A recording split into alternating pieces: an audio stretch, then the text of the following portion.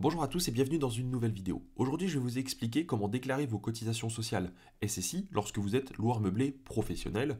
Et donc ce tutoriel porte sur la déclaration d'impôt 2024 sur les revenus 2023. Il y a de fortes chances qu'il soit toujours valable en 2025, mais voilà. Donc en fait, quand vous êtes LMP, vous n'avez pas le choix, vous devez cotiser donc à la sécurité sociale des indépendants. Même si votre résultat d'exploitation est à zéro, vous avez quand même un minimum de cotisation sociale de 1208 € à payer. Si jamais vous êtes LMNP et que vous avez dépassé une année les recettes saisonnières, donc avec plus de 23 000 € de recettes issues des locations meublées saisonnières, donc Airbnb, Booking, etc., vous avez le choix entre le régime général et le régime SSI. En LMP, vous n'avez pas le choix. Donc pour rappel, si jamais vous avez besoin de savoir quel régime choisir ou vous avez besoin de conseils, sur notre site donc LMNPAI, vous pouvez cliquer directement ici sur conseils et simulations et prendre des rendez-vous à la demi-heure ou à l'heure pour qu'on fasse des simulations et qu'on puisse vous guider. Le but de cette vidéo aujourd'hui, c'est pour toutes les personnes qui sont LMP et qui ne savent pas trop comment faire pour déclarer leur cotisation sociale, puisque contre toute attente, ce n'est pas du tout évident, parce qu'en fait, on ne trouve pas de tutoriel vraiment détaillé. Donc voilà l'objet de ma vidéo. Bon, on a assez parlé, je vais vous montrer tout de suite comment ça fonctionne.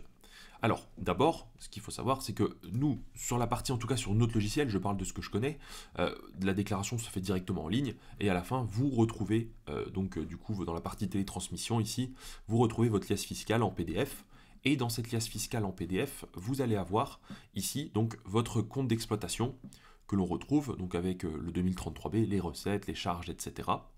Et ici, on voit que dans la partie charges sociales, donc la ligne 252, il y a 1208 €. Nous, notre logiciel, il calcule automatiquement les cotisations sociales puisqu'elles sont intégrées dans l'alias et déduites ensuite du résultat fiscal, puisque ça compte comme une charge. Donc tout est déjà pensé, donc la seule chose que vous avez à faire, vous, c'est de déclarer les 1208 €.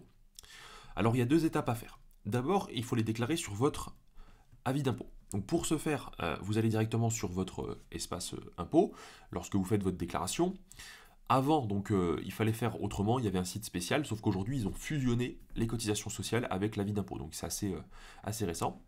Donc globalement, vous, en tant que professionnel, vous allez cocher cette ligne-là, revenus industriels et commerciaux professionnels, et puis vous allez aussi cocher cette case-là, donc indépendant, données complémentaires à la déclaration de revenus. Donc là, vous voyez, on voit bien ici, donc régime général des indépendants, artisans, commerçants, profession libérale, etc. Donc vous êtes commerçant. Donc là, ensuite, vous faites suivant, vous avancez dans les étapes. Donc moi, bien sûr, par souci de confidentialité, je vais directement passer. On arrive ensuite à cette étape-là. Donc revenus et plus-value des professions non salariées, y compris location meublée professionnelle. Donc c'est bien ici que vous allez déclarer. Et là, vous avez le régime du microbic. Donc si vous êtes au microbic, c'est ici que vous allez déclarer. Et vous avez ici le régime du bénéfice réel, ce qui est majoritairement le cas.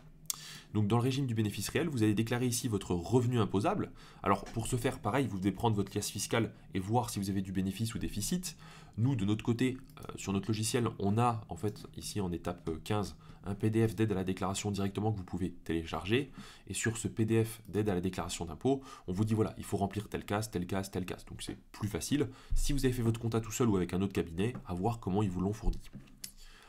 Alors, une fois qu'on est ici, on remplit donc revenu imposable 0, puisque moi, en l'occurrence, dans mon exemple, on a 0 de résultat, on a des amortissements excédentaires, et donc, malgré le fait qu'on ait 0 de résultat, comme on est LMP, on doit quand même payer les cotisations sociales minimum, qui sont donc de 1208 €. Donc là, je vais indiquer 0. Ensuite, je vais faire suivant, ils vont me demander mon numéro sirène, mon adresse, etc., donc je le remplis, et on va finir par arriver directement donc sur cette partie, données complémentaires à la déclaration de revenus des indépendants, et c'est ici que du coup on va remplir le montant des cotisations. Alors vous, c'est dans la case DSCA, donc base de calcul de la CSG-CRDS, cotisation sociale obligatoire déduite du résultat imposable. Donc là on voit bien cotisation sociale personnelle au régime obligatoire d'assurance maladie, retraite, invalidité, décès, etc.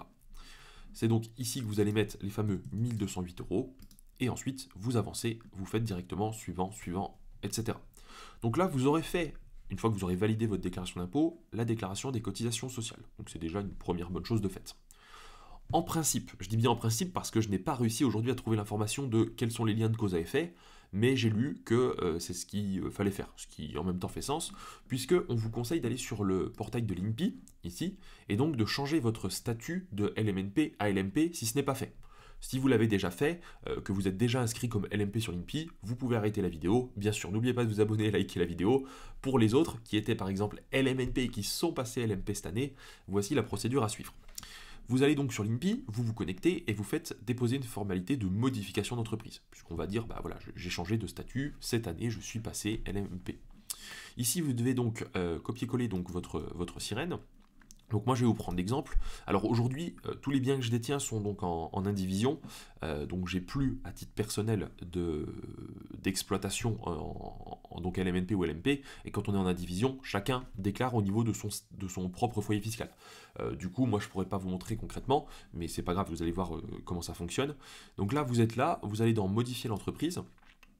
Ici, vous avez la liste des établissements. Donc par exemple, moi je vais prendre mon établissement de mon entreprise individuelle. Donc là, bon, il n'y a pas de changement particulier, l'adresse non plus, etc. Et ici, vous allez arriver, il y aura marqué activité donc de location meublée non professionnelle. Donc vous cliquez dessus. Et là, ici, vous voyez, au niveau donc de la catégorisation 1, ce sera déjà rempli avec marqué activité de service, ensuite location, ensuite location de biens immobiliers, et il y aura écrit loueur en meublé non professionnel, ici. Donc ce qu'il va falloir que vous changiez, c'est ça, pour ensuite dire location de logement meublé à titre professionnel. Et donc voilà, là vous allez cocher ça, et ensuite vous faites suivant. Alors moi là du coup ça va coincer puisque c'était pas le cas de manière, à la base quoi, mais vous allez faire suivant, vous remplissez les champs si vous en demande quelques-uns en particulier, mais il n'y aura rien de technique, jusqu'à la fin où ici vous allez devoir fournir donc votre pièce d'identité, plus du coup signer la démarche. Donc pour ce faire, je le rappelle, il faut s'inscrire sur l'INPI avec votre compte France Connect Plus. Sinon, vous ne pourrez pas signer la démarche. Ou alors, il faut demander à votre comptable de le faire, par exemple, si vous êtes déjà dans un cabinet. Voilà. Une fois que vous avez fait ça, en principe, vous êtes totalement à jour sur la partie déclaration et vous allez aussi donc avoir un appel de cotisation qui va être fait directement par l'URSSAF via votre avis d'impôt. Donc vous n'aurez pas besoin de le faire en plus. Voilà, j'espère que cette vidéo vous aura plu et vous aura surtout permis d'y voir plus clair parce que c'est franchement un micmac pas possible. Encore une fois, n'oubliez pas de vous abonner pour soutenir la chaîne et puis nous aider, likez la vidéo. Et si vous avez besoin de conseils ou tout simplement qu'on fasse votre comptabilité, vous pouvez aller sur le site lmnp.i et suivre directement les étapes pour faire votre comptabilité. Je vous dis merci à tous et à très vite pour de prochains contenus.